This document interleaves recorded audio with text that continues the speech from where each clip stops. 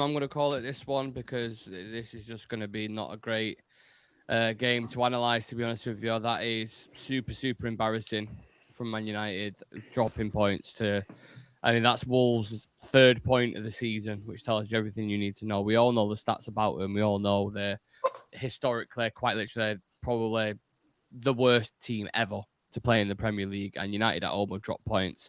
Amorim's record so far since he's joined: 38 games, won 13, drawn 11, lost 14. United in 2025, 13 wins, 11 draws, 14 as well. Like, this is just. Civir, I know you're not invested in it because you give up with the manager a while ago, so I know that. But still, it's got to hurt you a little bit watching a performance like that, man. Yeah.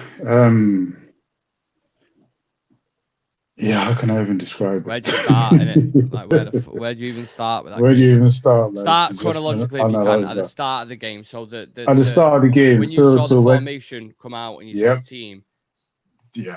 So when I saw the formation, like the thing, I was like, okay, great. But we're sticking to the 4-2-3-1. You know, like how we played against Doggo on the right. um Right. yeah Yeah. against Newcastle. Yeah, so it was looking okay. Sesko up top, Yeah. Xerxes just behind him, Dogo on the right, Yeah. Cunha. Okay, let's go. You know, we've got Casemiro and what's his name, Ugarte in the middle, Mm-hmm. and yeah, let's do this, man. No, no. Remember last time when we had the video, I said this guy is a case study in self sabotage. Yeah. Was what I said last time, and I kind of just said it like just off the cuff. But then, like, how can you explain this? What logic is there How, in it? That's what I'm thinking. how If can you're you? ever gonna stick with a four at the back and be more, it's against Wolves. Not Do you know only what that, Nick. Not only that. When we played that first half against Newcastle, was one of the best football that we played this season so far. I mean? Like it wasn't And Villa. like and Villa, yeah, it wasn't the most amazing, but it was. We could see that it worked. Like the players didn't need that much direction from him. The chemistry was flowing. Everybody seemed comfortable in their positions, and we're just making things happen. So first off, just if we're going chronologically, that decision to go back to like a back three, like Wolves, sorry, Newcastle were completely confused. Like they couldn't deal with us Yeah. that first half, and then just to revert to type. Okay, fine. Well, let's see if we can make this work. And we had possession lots of the time. We didn't do much. I feel really bad for the defenders and even the midfielders because they did their part. But then just going forward, every time we just didn't have any real attacking intent. Like it was a while until like Xerxes and Sesko touched the ball when the game started. Like I was just so deflated. Just see Dogo on the right again. Dallo didn't offer anything going forward as far as attacking wise on the right hand side. Like there was just no attacking threat to deal with on that side, and it was just like how does this happen? Like then we get the goal. Okay, let's build from there. You could see that things started building up. Then we conceded. Fine, it was like in the last minute of the Exact first half, same as the replica of the first game. So when we played them three yeah, weeks ago, went 1-0 up, and then they equalised. and then equalized. Yeah. Second half starts, and then he takes off Xerxes, who was the goal scorer, and Do brings we on know if he Fletch. was injured or not? I don't know. Because everyone was like, why is I Xerxes don't think so. scored? Why has he took him off? It makes no sense whatsoever. And also, can I just add on to that, just whilst I've got that thought there? A lot Mhm. of people say all the time, and I'm not going in on the kids because this is on the manager 100%, right? I'm not going in on the young kids. But sometimes when people just say, oh, just chuck young kids on, it doesn't matter and see what happens and blah, blah, blah. You saw sometimes they come on, they're just not ready. There was a moment where Bendito on the right hand Yeah, side, Montato, yeah, you just take a touch, cross into the box, keep the pressure, and he just lashes at just it. balloons it, Fletcher in the balloons it. midfield at times, just like erratic a little bit in the middle. I don't get the centre back. The centre back fucking swap. Why are you taking Aiden Heaven off? What does Bro, Aiden like we Heaven need don't. to come? It makes no sense at It all. just Any of makes it. it makes It makes absolutely no sense. And I remember one time we're talking here, and I was saying that some managers don't deserve to have 5 changes in a game. Like Yeah, they should go back to 3 because people are just taking it for granted now, just taking the piss. it's Like just you need as much attackers on as you can. Okay, he's taking up Xerxes. Fair enough. Let's see what Fletcher was just he offered nothing. yeah, Unfortunately, like we all, nothing we against don't him. want to pile on the young Yeah, players. Yeah, nothing. It just shows that he's a terrible man manager. He's exactly. really, really bad at managing players. Like Yeah. there was no point if you took Xerxes off like in the 75th minute Mm. and brought Fletcher on to try and influence the game, good. Like no one's really going to complain about you taking. But then at the start of the second half, you take him off. Like I can't even start to like, when I saw that, I was like, I wasn't going to get mad because I was like, okay, let me see how this plays out. Like maybe there's a reason for this or. And yeah, and it's just like, it's a joke. It's really laughable at this point, honestly. It's if Be- you used to do a because, comparison of sorry to cut you there. If you used to do a yeah, please. comparison of play with a back 5 as opposed to a back 4, and maybe it may be because we didn't have the likes of Mount or whoever, or that he's tried switching back for whatever reason. There's no way someone can sit there and say to me that there are more positives to the back 5. There's just not a chance. Absolutely not. Because there's a case study Absolutely. there every time we've gone with the back 4, and he switched it because he realized he got it wrong at halftime. But you could see, you need to switch it earlier. You could see within the first 5-10 minutes. He always says, "Oh, I know how this team's going to play from the first couple of minutes. I know the way that the result." So why not change it then within the first 10 minutes? Why leave Absolutely. it for 40? Because that's bad managing. That is bad management. Not doing that. Everyone else could recognize it. You got booed off at halftime. I get you. I'm struggling, man, because you start to go on. Go on. Sorry, please. It's all right. Go on. I'm at the end of me fucking brag with this team, man. Honestly, they never ever make it easier. When they give you an ounce of belief, and then you fucking snatch it right away from you, and you're back to square one again, and you're like, all these teams around us today that have dropped points are all near us again, and you don't capitalize. It's like Everton, West Ham, and Wolves Chelsea. at home. Yeah. These are the teams we've lost to at Old Trafford. Do you know what I'm saying? So how is anyone gonna have any belief in something? You can't trust something if you're seeing results like that. Like, it's just at this point, just come on, man. It's. Let me just get. I'll get to the comments. Let's reset because I'm getting in my feelings here. What a perfect way to sum up an awful fucking year. That's from Andy. I felt so sorry for Fletcher. He never plays in that position, but my surprise, Ruben never plays players in their correct position. Sam saying disgrace from start to finish. Bring Fletcher on, play him out of position. Take off Xerxes, no Shea later. Negative football. We tried to change what worked on Boxing Day to show his system works. Does it fuck Ruben? And why bring on defenders in losing positions? I'll never know. Don't worry, lads. Ineos won't panic because we've got the perfect squad and they can't improve it in January.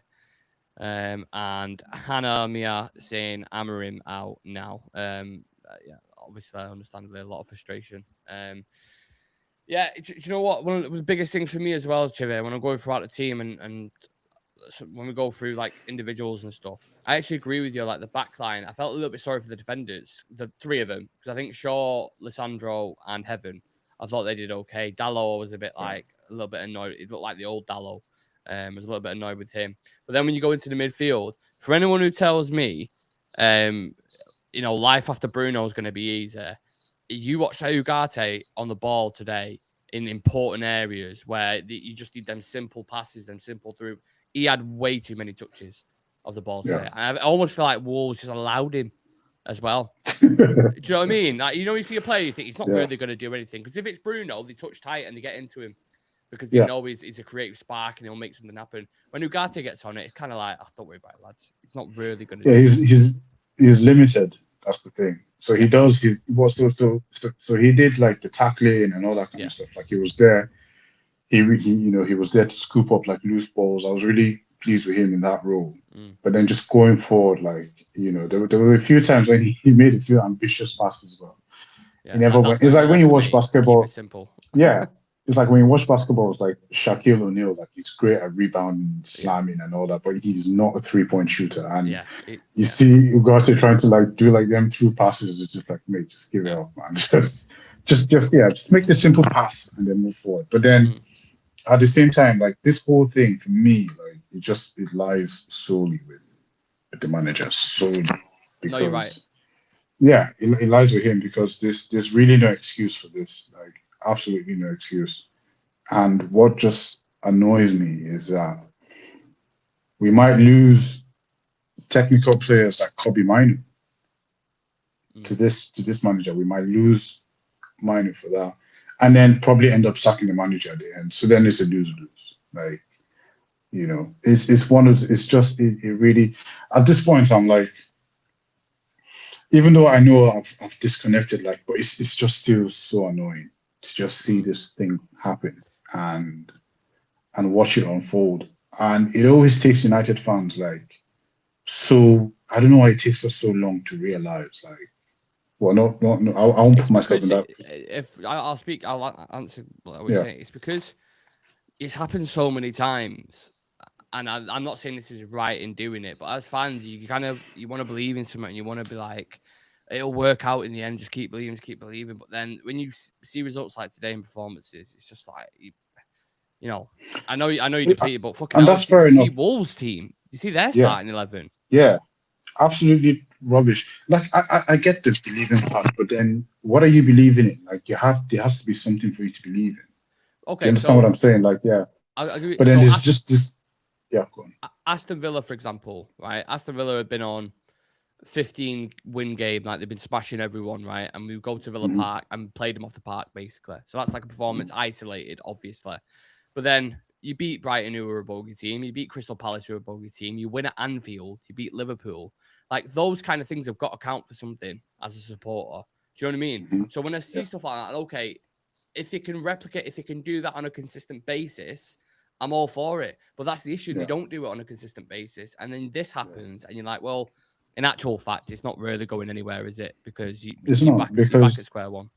yeah, because look at the teams you mentioned. Like we beat Liverpool and Brighton back to back, Yeah. and then you go and see that performance against Forest, and then after that it was Spurs, and then after that it was I don't remember who it was after that, but it was just like there's nothing like. Here's the thing: it's for in this kind of situations, it's not even like the wins, but Mm. it's like the performances give you Yeah, yeah. something. So even if we're drawing or losing, but you know that you could have actually, you know you could see what was going on there. You're all right, cool. We've drawn this game or we've lost this game, but we know that we're cooking something there. There's nothing we could see. At least I couldn't see anything. And then so it's one of those things that we just have to take on the chin. And I just really hope that Ratcliffe is as ruthless and as ambitious as I think he is, honestly. Because if he is, yeah, this guy won't last. And this is what I was saying the other day. I was like, man, listen, this guy is not going to take us anywhere. If we keep playing the way we're playing, we might finish seventh, eighth, maybe that's his ceiling. If we carry on like this, there's nothing. We're not winning anything. We're not progressing. We're not nothing. He can't off if at this point, if we haven't seen anything from him, I don't know what's the point of waiting. Yeah. Do you know what kills me about that system as well when he reverts to that? It's the trying to overload the flanks and it Yeah. never ever comes off. It rarely comes off. And then you start putting crosses into the box. Wolves have got 3 centre backs on the pitch anyway, so that they're almost happy to defend. I know Sesko got in a couple of times and definitely should have scored, by the way. Like, I was annoyed with him so much. Mm. I thought his overall game was actually decent for the most part, but the chances he missed, you're like, you as a top striker finishes them, and then you're not talking about a draw. You're like, right, it's a bad performance. You move on, you take the 3 points. Yeah. But that attack was so toothless. Like, I know Xerxes scored. I was annoyed. I'm not going to get into it too much, but I was annoyed with his performance in certain parts off the ball, mainly on the ball. He was good. Cunha as well. I don't know what to make of Cunha, to be honest, bro. I'm He just did not like, for anything. do you know, But I think it doesn't seem to on the pitch. yeah, He's very. I don't know what the word is. I don't know what the descriptive word is, but I don't know. I want more from him. I'm not seeing enough. Like, yeah. Do you know what I've realized? And maybe you take notes of this as well. Like, especially with the way we play, like it's way too tasking. It asks too much of the front three, yeah, and we always find them in isolated spots. Like sometimes you need a system that allows you to flourish as a player. Like I get what you're saying about Sesko, and I get what you're saying about Xerxes. Like especially with Sesko, like I was feeling really sorry for him because he really needs a goal. Like he's not a bad player. yeah, He isn't a bad player. But sometimes the environment that you find yourself in as a striker, like it just makes it so difficult. And the point I'm getting at is I feel like unless we get a world class, phenomenal striker, every striker would suffer in this system. We will never get the best out of a top man if we keep playing the way we play. It just doesn't, the environment just does not allow for strikers to flourish with the way we play. Because if you notice, every time even when it was like 3, 5 minutes to go towards the end of the game, we're having like three, you'd see maybe 3 or 2 players in attack surrounded by Wolves players. Like I already knew, like if anything's gonna happen, it might be like a penalty or a deflection or just some scrappy goal. But I could never see us walking the ball up and then it resulting in the chance, like proper chance. And it's just so sad to see, like, it doesn't really matter at this point who we sign, who we don't sign. Like, I can imagine Semenyo thinking about considering Man United. Like, I don't want to play wing back. Like, can you imagine him thinking that I'll just go there and then end up playing wing back? No, like, I'd rather go somewhere else. mm. And it's just the way it is. And who do we play next? Leeds? Leeds and then Burnley. All right. Probably give us a So I decent keep game. saying this. I hope he learns from this. Me and you were saying this the last time as well. Like, hopefully he'll learn from this, and then in the next game, and then just it never materializes. But yeah, I think Yeah. we're kind of all over the place today, like tonight with this review, because it's just so. I mean, where else can you go? I hope a competent journalist asks Amorim, what logic did you see in changing to that system tonight? Like, what benefits? And really, like, keep pushing him on it, like that Gary Cottrell did when he went to fucking with Amorim at the start when he was first coming in, and be pushy on it and just say, just because the fans want to know what was the logic in it. Why did you go back to that? And I guarantee the answer is just utter bollocks because there is no Yeah, logical answer to it. So there's bad. none, and I guarantee you that Xerxes wasn't injured when he made that change. Like, and it's not because it was Xerxes. Like for me, it was just because he took off an attacker. Yeah.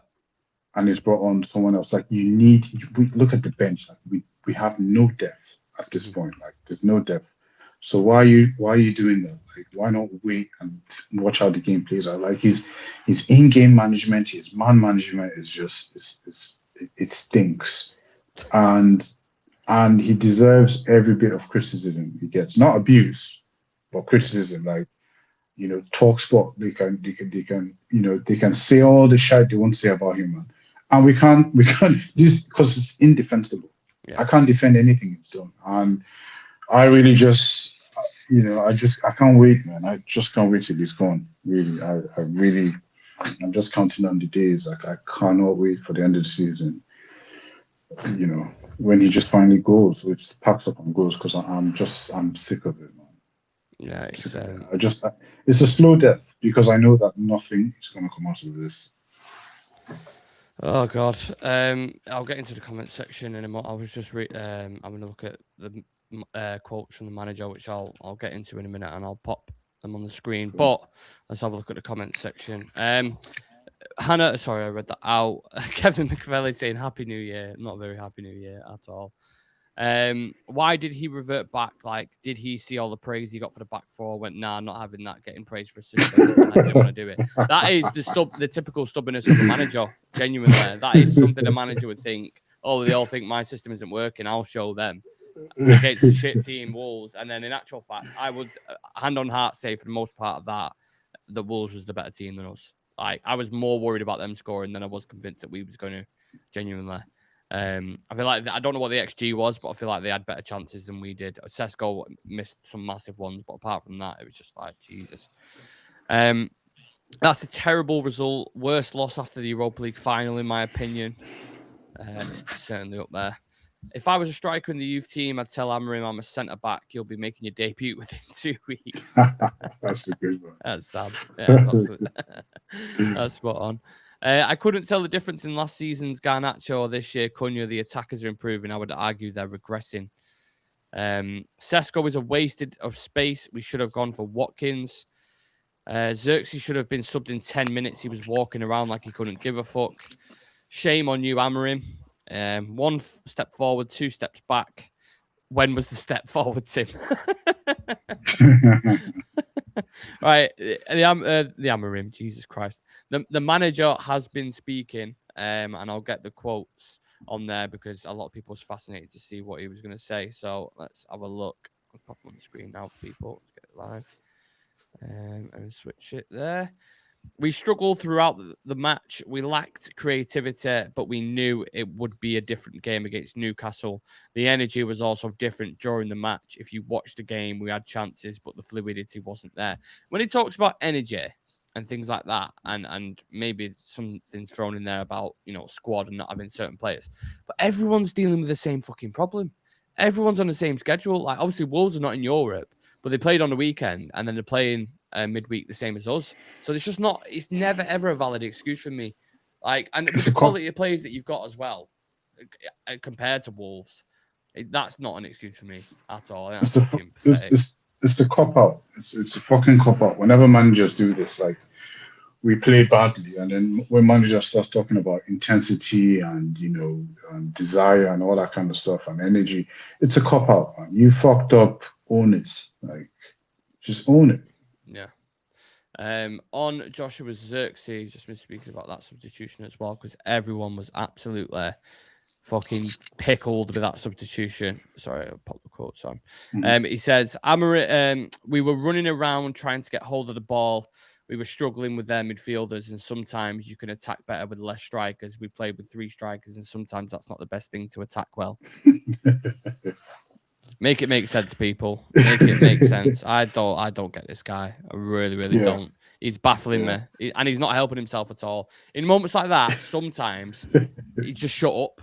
You know what I mean? Like, just shut up, take the L, fucking, give it all that if you want it, and say like, we'll be better next time. All that usual fucking shite that you hear from the squad. Just take responsibility, man. Yeah, I got it wrong on that. Simple. Just take responsibility. Like, it was meant to be tactical, but then the tactics didn't even change. It was just a like for like. And poor Fletch, man. Poor Fletch, like, he didn't do anything, sadly. Like, unfortunately, like, he didn't affect the game in any way. At the very least, with Xerxes, what I noticed was when they were being starved, like in the first 10 minutes, then he starts to drop deep and then gets on the ball. Then he feeds it off, that sort of thing. So, like, at the very least, he offers that, if anything. And then he's not a mature striker, but at least he's more experienced than having Jack Fletch, like, on there, who's played out of position and is a youth player. Like, this is a must-win game. This is the most guaranteed 3 points you could ever get. Do you understand? Like, it's the most guaranteed 3 points, and you fucking gamble it. Like, yeah, I have no respect for him anymore, like, at all. He doesn't mean anything to me anymore, this manager. Like, absolutely not. Like, he's just, he's non-existent. Let's get a look at the Premier League table. I don't know if people can see it on the screen. Let me just bring it on there. That's what we're looking at in a minute. So 6th, somehow still level on points with Chelsea. Yeah, and Chelsea drop points. I mean, that really does go to show how poor the Premier League Can you just imagine? If we get Europe, it's just a miracle, really, isn't it? At this point, it really is. Oh man, fucking hell. Yeah, listen, there's not much more to say on that. It was a big, steaming, hot pile of shit, that performance. It really was. I mean, I was, if we would have scored, which we did score at the end, but obviously Patrick Dorgu was offside, which was inevitable I just knew that was going to happen. Big shout out to Le Mans, by the way. If you're going to speak about anything positive, Le Mans made some massive saves. I mean, I was saying before the game when me and Sam did the pre-match build-up, I was actually downplaying him a little bit by saying I think people are over-egging it a little bit. I remember you saying that. Yeah, just because, and I agreed. I agreed with you. Yeah, I agreed. Because the bar was so low, anyone could be doing half decent. People are going to rave about him. But in fairness to him today, he was really good. It was really good. Yeah, a shout out Aiden Heaven as well. Like, remember, he actually made the goal. The assist. Heaven. Yeah, he intercepts the ball, drives in, and So then the change with Euro doesn't really make sense. Like, I don't understand why you're doing that. Why you're doing like a like for like. This is what Ole used to do. That used to piss me off as well. Like Ole got so stressed to do. Even Ten Hag did it as well. The like for like change without changing anything. Like, it's just, I don't know. Did anyone ask him? Well, the press conference is probably still going on. But did anyone ask him? Yeah, ask him about Heaven? No, I don't know. I've not seen anything on that yet. But I know this is on the manager completely, but I genuinely can't wait until to get the players back, because I do think if you've got them players, you do win that game, and that's not a get out of free jail card for Amorim. But I just naturally the quality. If you've got Bruno Fernandes and then Bumo and Ahmad and players like that, and I think you're going to get a second there. But in a way, it kind of highlights the manager's ability more not having him there to see what are you going to do. Because Rob Edwards is working with a team there, a championship level team, and he's getting a better tune out of a team as opposed to Amorim's still got a £70 million striker, £60 million attacker. Xerxes was 40 mil. That's probably more than Wolves' squad times 5. So if you're genuinely going to rate managers based off, you've got Old Trafford 75,000 behind you basically. You've got much more investment in your squad, and you've got better quality players. And the opposite team, who've got 2 points all season, look better. That tells you everything you need to know about a manager for me. Let me ask you one question. Like, would you trust him with any signings right now? I don't know, because I do think the signings. I think Le Mans has been good, 20 million. I think that's a coup. I think and Bumo has been good since he's come in. I think he's been decent. Maybe. Obviously, with him getting 27 goal involvements last season, you think, okay, he might not replicate that, but get close. But he's done well. Sesko, I love him as a player, and I do think he's going to be a good player. But it's like you said, the striker in the system, it's just tough, man. It would never work. And he's a good player. Yeah, that's what I mean. If you've got Bruno Fernandes, like under Ole, for example, playing as that 10 right behind you and getting that service, you'd have a few more goals already. But I don't know.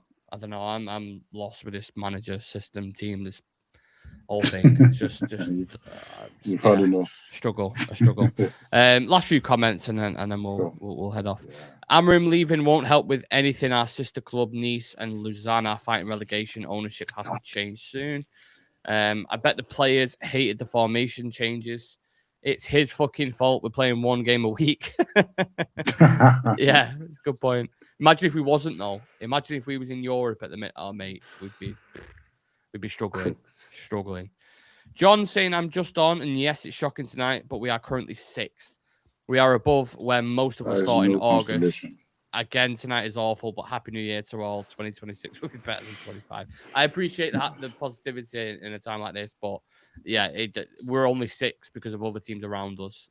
That's just facts. I think I looked at before, at this point last season, it was 7 points better off as opposed to last season, which is 2 wins and a draw, basically. Like, it's a small, tiny improvement, but for the money that's been spent, you kind of do you know what I mean? Yeah, absolutely on the floor. All credit out the bank for Amorim again, and God knows where we go from here, because you've got Leeds away which is pretty much a derby for them, and that's at Ellen Road. And if you've watched Leeds at Ellen Road this season, they're a tough team to play, and they've took points off better teams than us anyway. And then we've got Burnley after that, I think it is, which will be a stodgy game, and then you've got Brighton, Arsenal, and City. So yeah, let's see what happens. Absolute dog shit performance, and the manager needs to fucking sort his shit out. Thank you everyone for watching. Please do leave a like on the video for us. For any reaction, any quotes from the press conference, they'll all be on our Instagram. So head over on there, drop us a follow on TikTok.